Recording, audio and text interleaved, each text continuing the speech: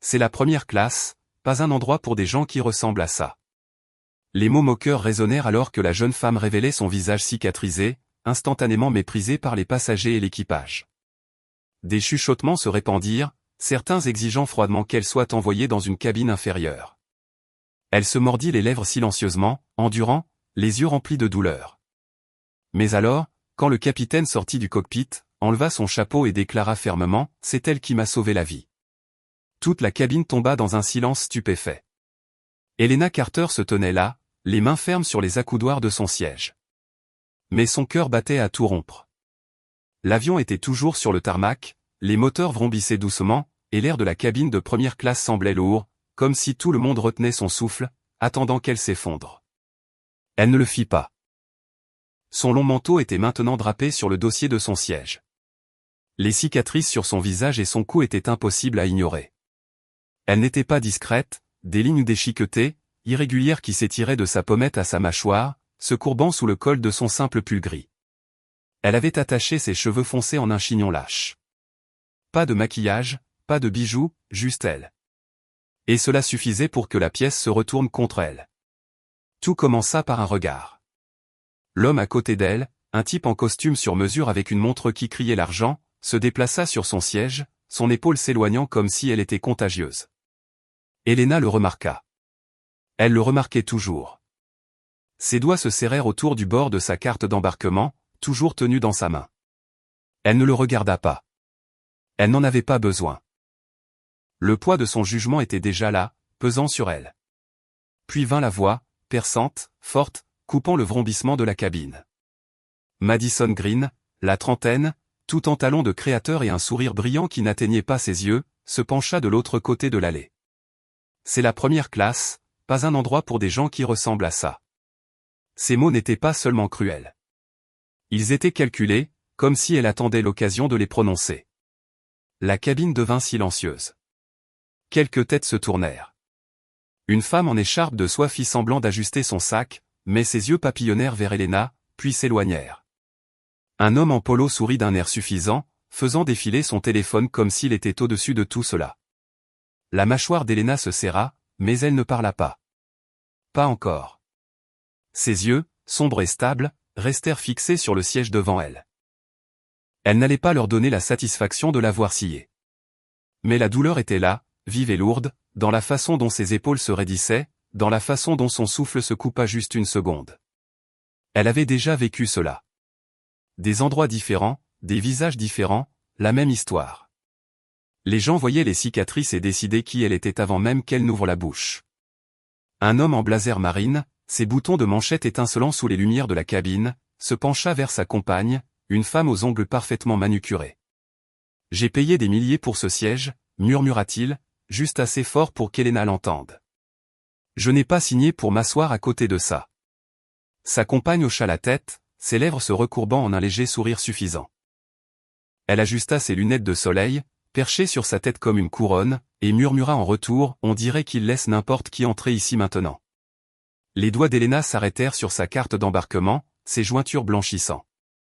Elle inclina légèrement la tête, croisant le regard de l'homme pendant une fraction de seconde. « J'ai gagné ma place ici, » dit-elle, sa voix douce mais ferme, comme une pierre tombée dans l'eau calme. L'homme cligna des yeux, surpris, et détourna le regard, mais le sourire de la femme ne fit que s'accentuer, comme si elle appréciait le jeu et, vite fait. Si cette histoire vous touche, prenez votre téléphone, appuyez sur le bouton j'aime, laissez un commentaire ci-dessous et abonnez-vous à la chaîne. C'est important de partager ces moments ensemble, de parcourir des histoires comme celle d'Helena, où la vérité se ferait un chemin. Allez, continuons. L'hôtesse de l'air s'approcha, son sourire tendu, comme si elle essayait d'être polie, mais ne pouvait cacher son malaise. Elle était jeune, peut-être au début de la vingtaine, avec un badge portant le nom de Kelsey. Sa voix sortit douce, presque apologétique. « Mademoiselle, la classe économique serait peut-être plus confortable pour vous. » Elle laissa sa phrase en suspens, jetant un coup d'œil à Madison, qui leva un sourcil comme si elle défiait l'hôtesse de reculer. Les doigts d'Helena cessèrent de bouger sur la carte d'embarquement. Elle tourna juste assez la tête pour croiser le regard de Kelsey. « Je vais bien ici, » dit-elle, sa voix basse, stable, comme si elle énonçait un fait, et non ne déclenchait une dispute. Mais l'hôtesse hésita, ses mains tripotant le bord de son presse-papier. Madison n'avait pas fini. Elle se pencha en arrière sur son siège, croisant les bras, son bracelet en or captant la lumière. L'argent peut acheter un siège, mais pas la classe, dit-elle, assez fort pour que toute la cabine l'entende. Quelques personnes ricanèrent. L'homme en polo leva les yeux de son téléphone, souriant comme s'il venait d'entendre la chute d'une blague. La femme en écharpe de soie toussa, couvrant sa bouche, mais ses yeux brillaient d'une méchanceté certaine. Les mains d'Helena se posèrent sur ses genoux, se croisant, ses jointures pâles. Elle ne pleura pas. Elle ne cria pas, mais ses lèvres se serrèrent en une fine ligne. Et pendant un instant, son regard tomba sur le sol, comme si elle comptait les secondes avant que cela ne passe. Une jeune femme en blazer ajusté, les cheveux tirés en une queue de cheval élégante, se pencha en avant, 2 rangées derrière. C'était le genre de personne qui se comportait comme si elle était chez elle, confiante, vive, ses boucles d'oreilles scintillant à chaque mouvement de tête. Honnêtement, dit-elle, sa voix dégoulinante de fausse sympathie. C'est juste distrayant. Personne ne veut passer un vol à regarder ça. Elle fit un vague geste vers Helena, ses ongles manucurés captant la lumière. Quelques passagers hochèrent la tête, leurs visages serrés d'accord. Les mains d'Helena s'immobilisèrent, ses doigts se recourbant légèrement, mais elle ne se retourna pas. Au lieu de cela, elle tendit la main vers son sac, le tirant plus près, son mouvement lent et délibéré. Distrayant, dit-elle, sa voix calme mais coupante, comme une lame cachée dans de la soie. Alors, ne regardez pas, la femme se figea, son sourire confiant vacillant, et la cabine redevint silencieuse, l'air lourd d'une tension inexprimée. Le chuchotement commença alors, bas et aigu, comme des couteaux qu'on aiguise. Elle gâche la vue, dit un homme en chemise blanche impeccable, sa voix portant juste assez pour piquer. Il était plus âgé, peut-être la cinquantaine, avec un bronzage qui semblait venir d'un yacht. Sa femme, parée de perles, hocha la tête sans lever les yeux de son magazine. Un autre passager, un jeune homme aux cheveux gominés et à l'allure de tech bro, marmonna, pourquoi est-elle même ici? Elle n'a pas sa place. Les mots s'amoncelaient, chacun plus lourd que le précédent. Et l'air de la cabine devint plus froid, comme si la chaleur avait été aspirée. Helena resta immobile, le dos droit, les mains maintenant posées sur ses genoux. Elle n'allait pas fuir. Elle n'allait pas se cacher. Alors que l'avion roulait sur le tarmac, un homme d'âge moyen en polo de golf, le visage rouge de trop de soleil ou de trop de vin, se pencha de l'autre côté de l'allée vers Madison. Vous savez, dit-il, sa voix forte et conspiratrice. Je parie qu'elle a eu ce billet gratuitement. Un cas de charité, probablement. Il rit comme s'il avait percé un grand secret. Les lèvres de Madison se courbèrent en un sourire narquois, et elle hocha la tête, l'encourageant. Les doigts d'Helena tressaillirent, mais elle ne se retourna pas. Au lieu de cela, elle sortit un petit carnet usé de son sac, l'ouvrant sur une page blanche. Sa plume bougea lentement, délibérément, écrivant quelque chose que personne ne pouvait voir. La charité, dit-elle, sa voix calme, presque curieuse. Peut-être que je l'ai juste mérité. Le rire de l'homme mourut dans sa gorge, et il se pencha en arrière, son visage devenant plus rouge. Le sourire narquois de Madison vacilla, mais elle ne répondit pas qu'elle-ci, l'hôtesse de l'air, planait à proximité, le visage rougi. Elle jeta un coup d'œil à un autre membre d'équipage, un homme plus âgé aux cheveux courts, qui se tenait près de la cuisine. Il secoua légèrement la tête, comme pour dire « Ne faites pas de scène ». Mais Madison ne lâchait pas. Elle se leva, lissant sa jupe, et éleva de nouveau la voix. « C'est honteux de laisser un visage comme ça s'asseoir avec nous, dit-elle, son ton dégoulinant de dégoût. » La cabine éclata en murmures, certains passagers hochant la tête, d'autres détournant le regard, mais sans être en désaccord. L'homme en costume à côté d'Helena se déplaça de nouveau, marmonnant sous son souffle, « C'est ridicule. » Les mains d'Helena tremblèrent, juste une seconde, avant qu'elle ne les presse à plat contre ses cuisses. Elle était à bout. N'importe qui pouvait le voir, mais elle tenait bon. Une femme en robe fleurie, les cheveux méchés, se pencha vers son ami, un homme en veste de lin. « Je veux dire, ce n'est pas seulement le look, dit-elle, sa voix portant une fausse douceur. C'est l'ambiance. Elle nous plombe tous. » Son ami hocha la tête, ses yeux papillonnant vers Helena avant de se détourner. La main d'Helena s'arrêta sur son carnet, sa plume planant au-dessus de la page. Elle ferma lentement le livre, ses doigts effleurant la couverture usée, et tourna juste assez la tête pour croiser le regard de la femme. « L'ambiance » dit-elle, sa voix douce mais perçante. « Ou est-ce seulement vous ?» Le sourire de la femme se figea, et son ami se déplaça inconfortablement, faisant semblant de consulter sa montre. La cabine devint plus silencieuse, le poids des mots d'Helena se posant sur tout le monde. « Peut-être qu'elle devrait plutôt porter un masque, » ajouta Madison, sa voix assez perçante pour couper du verre. Les mots tombèrent comme une gifle. Quelques personnes rirent ouvertement, un rire court et cruel. La femme en écharpe de soie haleta, puis couvrit sa bouche comme si elle essayait de faire semblant de ne pas l'avoir fait. Les yeux d'Helena papillonnèrent vers Madison juste un instant. Et il y avait quelque chose dans son regard, pas de la colère, pas de la tristesse, mais quelque chose qui fit vaciller le sourire narquois de Madison juste une seconde. Helena ouvrit la bouche, puis s'arrêta, comme si elle décidait si cela en valait la peine. « Ce n'est pas moi qui me cache, » dit-elle. Sa voix si basse qu'elle portait à peine, mais elle frappa comme un marteau. La cabine devint immobile. Madison cligna des yeux, ses lèvres s'entr'ouvrant, mais aucun mot ne sortit. L'interphone crépita, coupant l'attention. « Passagère Helena Carter, veuillez vous présenter au capitaine. » La voix était calme, professionnelle, mais elle provoqua une onde de choc dans la cabine. Les têtes se tournèrent. L'homme en polo leva un sourcil, se penchant pour murmurer au tech bro, qui haussa les épaules. Le sourire de Madison revint, plus vif maintenant. « Probablement pour la faire descendre de l'avion, » dit-elle, assez fort pour que tout le monde l'entende. Quelques personnes ricanèrent, mais c'était nerveux, comme si elle n'était plus sûre. Helena se leva, ses mouvements lents, délibérés. Elle tendit la main vers son manteau, puis s'arrêta, le laissant draper sur le siège.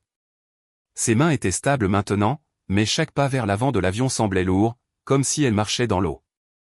Alors qu'Helena avançait dans l'allée, un homme en costume rayé, les cheveux gominés et le parfum puissant, se pencha de son siège. « Je parie qu'elle se fait virer pour avoir causé un trouble, » dit-il, sa voix forte et suffisante. Il regarda autour de lui, attendant un accord, mais la cabine était plus silencieuse maintenant, le rire s'estompant. Helena s'arrêta juste un instant, sa main posée sur le dossier d'un siège. Elle tourna légèrement la tête, ses yeux rencontrant les siens. « Un trouble, » dit-elle, sa voix basse, presque douce. « Ou juste votre ego ?» Le visage de l'homme rougit, et il se recula dans son siège, sa confiance s'effondrant. Helena continua de marcher, ses pas réguliers, la tête haute malgré le poids de tous les regards. La porte du cockpit s'ouvrit, et il était là, le capitaine Adrien Hay, grand, aux épaules larges, son uniforme impeccable, son visage sérieux. Ses yeux se posèrent sur Helena, et pendant un instant, c'était comme si personne d'autre n'existait. La cabine bourdonna de chuchotements. Pourquoi quelqu'un comme elle serait-elle appelée, marmonna une femme en pull de cachemire, sa voix basse mais perçante. Le tech bro se pencha en avant, souriant. Le pilote doit se tromper de personne, dit-il, assez fort pour être entendu. Madison rit, un son aigu et cassant, comme si le capitaine la connaissait. Ridicule.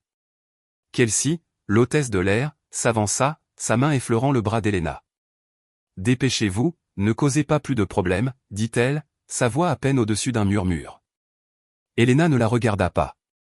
Elle continua de marcher, la tête baissée, ses pas mesurés.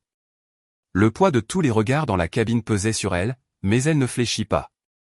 Lorsqu'elle atteignit la porte du cockpit, Adrien s'avança, retirant sa casquette de capitaine.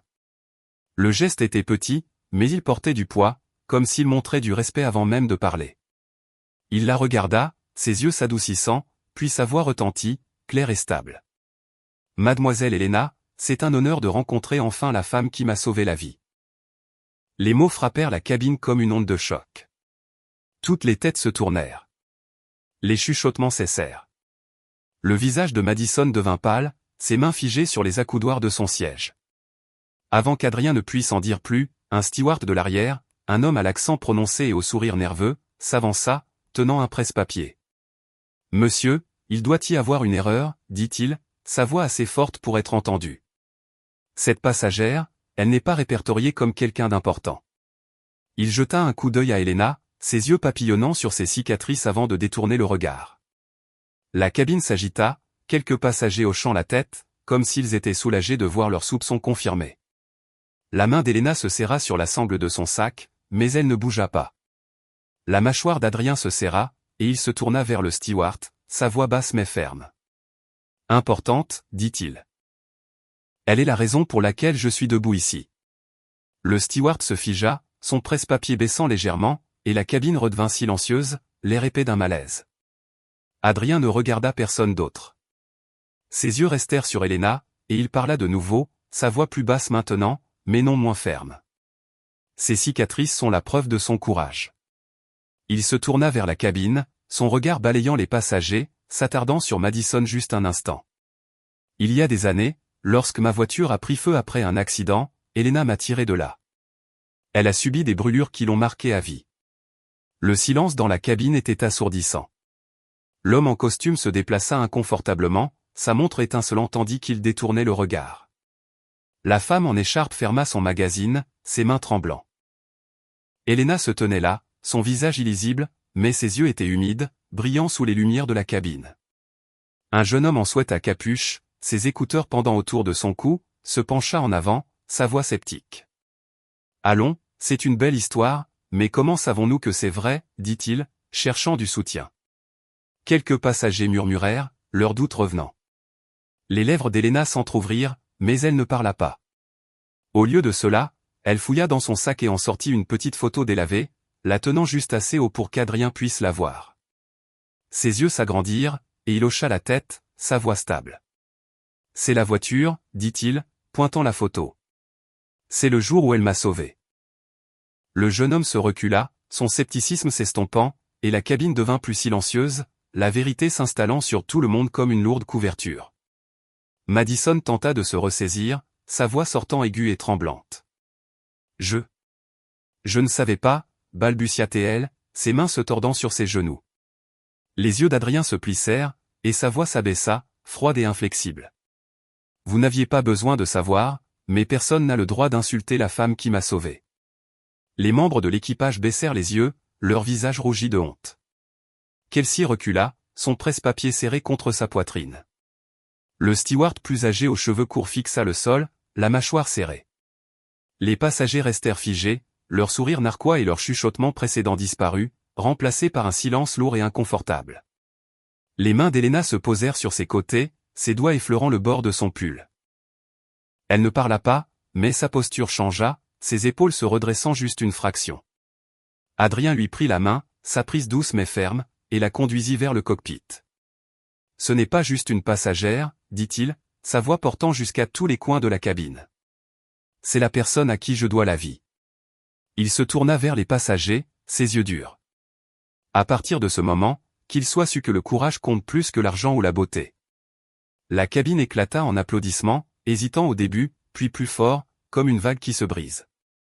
Les lèvres d'Elena s'entr'ouvrirent, mais elle ne sourit pas. Elle resta là, laissant le moment l'envahir. Alors qu'Adrien conduisait Elena vers le cockpit, une femme en blazer rouge, le visage contracté par l'embarras, se leva, serrant son sac. « Je suis tellement désolée, dit-elle, sa voix tremblante, assez fort pour que la cabine l'entende. Je ne voulais pas. Je ne savais pas, ses yeux étaient humides, et elle regarda Elena, attendant une réponse. Elena s'arrêta, sa main toujours dans celle d'Adrien, et se tourna pour faire face à la femme. « Vous n'aviez pas besoin de savoir, dit-elle, sa voix douce mais claire, chaque mot mesuré. Vous aviez juste besoin d'être aimable. » Le visage de la femme se froissa, et elle s'assit, ses mains couvrant sa bouche. Les applaudissements devinrent plus forts, quelques passagers se levant maintenant, leurs claquements résonnant dans la cabine. Madison se recroquevilla sur son siège, le visage à moitié caché derrière ses mains. Elle força un rire, faible et creux. « Je plaisantais seulement, dit-elle, sa voix à peine audible. » La femme en pull de cachemire se tourna vers elle, les yeux froids. « Assez, dit-elle, son ton perçant, comme si elle parlait pour tout le monde. » Elena regarda Madison, son regard calme, stable. « Les cicatrices ne me rendent pas faible, dit-elle, sa voix calme mais claire. Mais votre cruauté révèle votre cœur laid. » Les mots tombèrent doucement, mais ils coupèrent profondément. Le visage de Madison se froissa, et elle se détourna, ses épaules voûtées comme si elle voulait disparaître. Les applaudissements s'éteignirent, mais l'atmosphère dans la cabine avait changé. Les gens regardaient Elena différemment maintenant, leurs yeux s'attardant non pas sur ses cicatrices, mais sur son visage, sa présence. L'homme en polo posa son téléphone, son sourire narquois disparut. La femme en perles murmura quelque chose à son mari, sa voix basse et urgente. Elena ne les regarda pas. Elle suivit Adrien vers le cockpit, ses pas plus légers maintenant, comme si un poids avait été soulevé. Il ne dit pas grand-chose, ouvrant juste la porte et lui faisant signe d'entrer. La porte se referma derrière eux, et pendant un instant, la cabine sembla vide, comme si quelque chose de vital était parti avec elle. À l'intérieur du cockpit, Adrien lui offrit un siège, ses mouvements prudents, respectueux.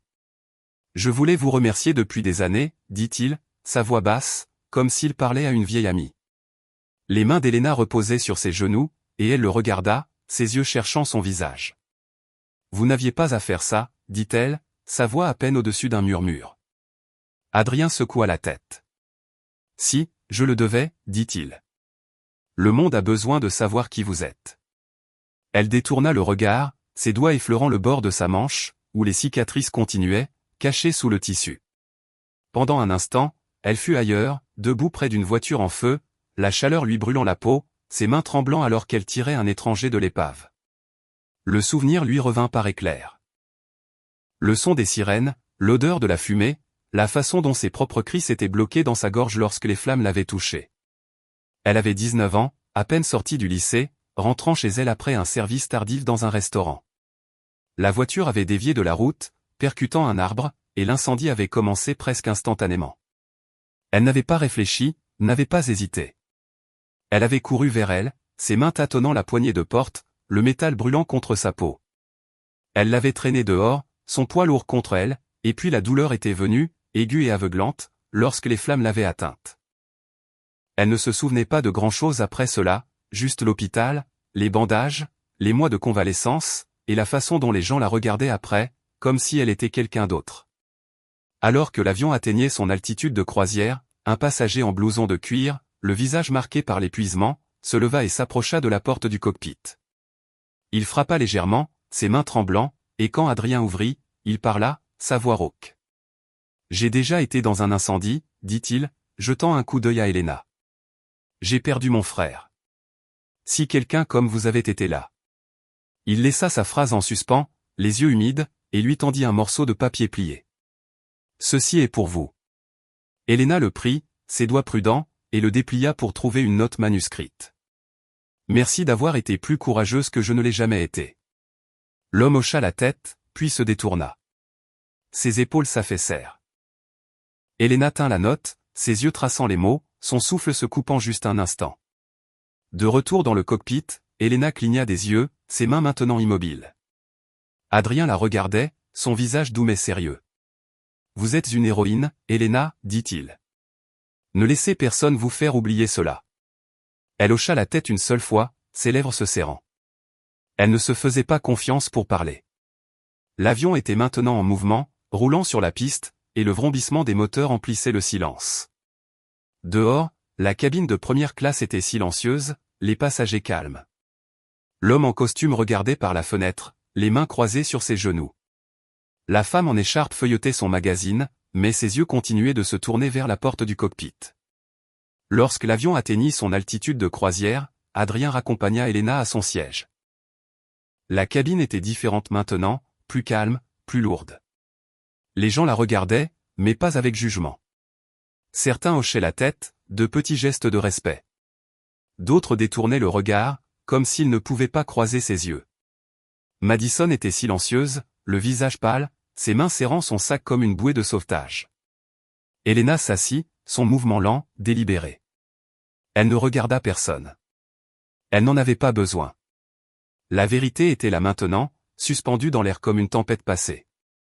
Alors qu'Elena s'installait sur son siège, une jeune fille, peut-être 10 ans, avec des tresses et un sac à dos rose vif, se glissa hors de son siège et s'approcha. Elle tenait un petit dessin, des crayons toujours serrés dans sa main. « Je t'ai fait ça, dit-elle, sa voix timide mais claire.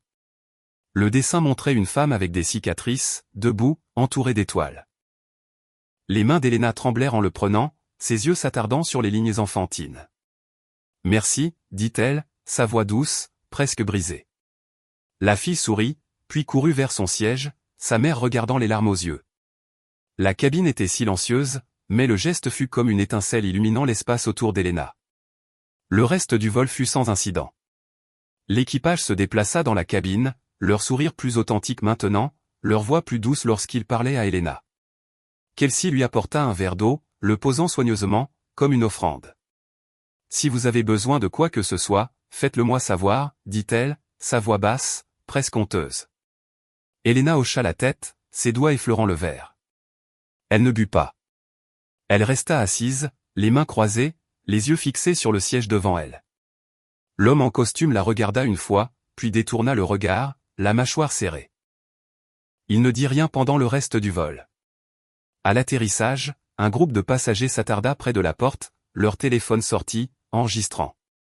Tandis qu'Adrien accompagnait Elena à travers le terminal, un homme, plus âgé, au visage buriné et coiffé d'une casquette de camionneur, s'avança, les mains dans les poches.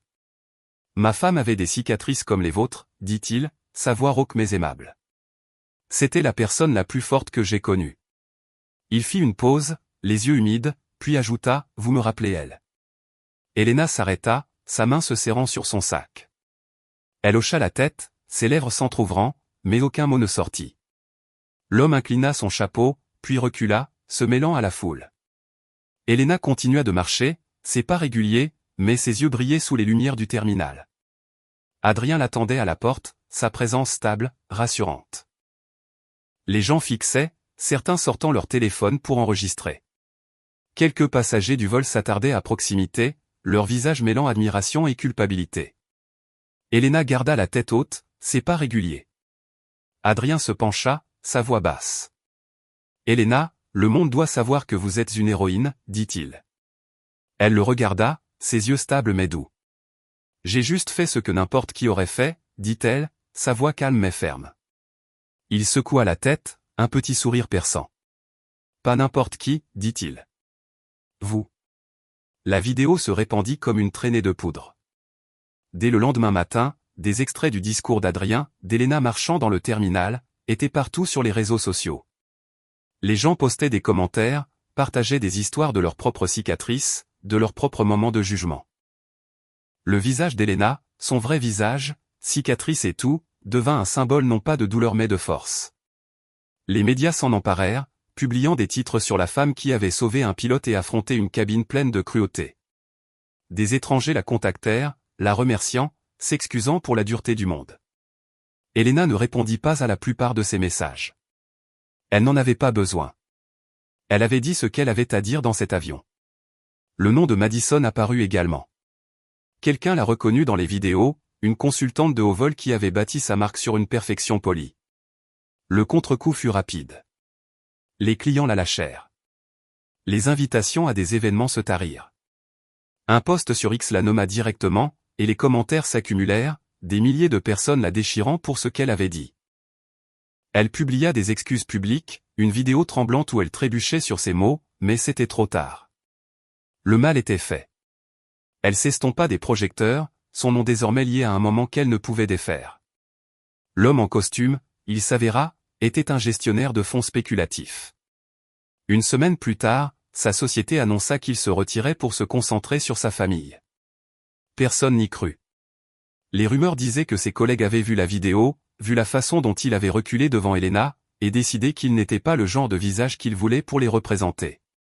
La femme en écharpe perdit son parrainage avec une marque de luxe après que quelqu'un l'eût tagué dans un post soulignant son rôle dans la moquerie. Elle supprima ses comptes de médias sociaux, mais les captures d'écran étaient déjà en circulation, circulant comme des fantômes. Un mois plus tard, un reportage fit surface sur la jeune femme en blazer ajusté. Elle avait été une étoile montante dans une agence de marketing, mais son entreprise publia une déclaration se distanciant de son comportement en vol. Son profil LinkedIn devint inaccessible, et son nom cessa d'apparaître dans les bulletins d'information de l'industrie. L'homme en polo de golf qui avait traité Elena de cas de charité fut identifié comme un homme politique local. Sa campagne de réélection s'effondra après que la vidéo devint virale. Son commentaire suffisant fut rejoué sur toutes les chaînes d'information. Le public ne pardonna pas, et ses opposants s'assurèrent que le moment ne fut jamais oublié. Elena ne regarda pas les vidéos. Elle ne lut pas les commentaires. Elle rentra chez elle dans un petit appartement d'un quartier calme et s'assit sur son canapé, les mains enveloppant une tasse de thé. Les cicatrices sur son cou captaient la lumière de la fenêtre. Mais elle ne les couvrit pas. Elle n'en avait plus besoin. Le monde l'avait vue. Et pour la première fois, ce n'étaient pas ces cicatrices dont on parlait. C'était son courage, sa force, son silence qui parlait plus fort que n'importe quel cri.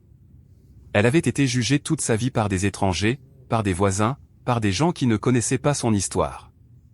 Et elle était restée silencieuse, non pas parce qu'elle était faible, mais parce qu'elle savait que sa valeur ne venait pas de leur approbation. Elle avait traversé le feu, littéralement et figurativement, et en était ressortie de l'autre côté.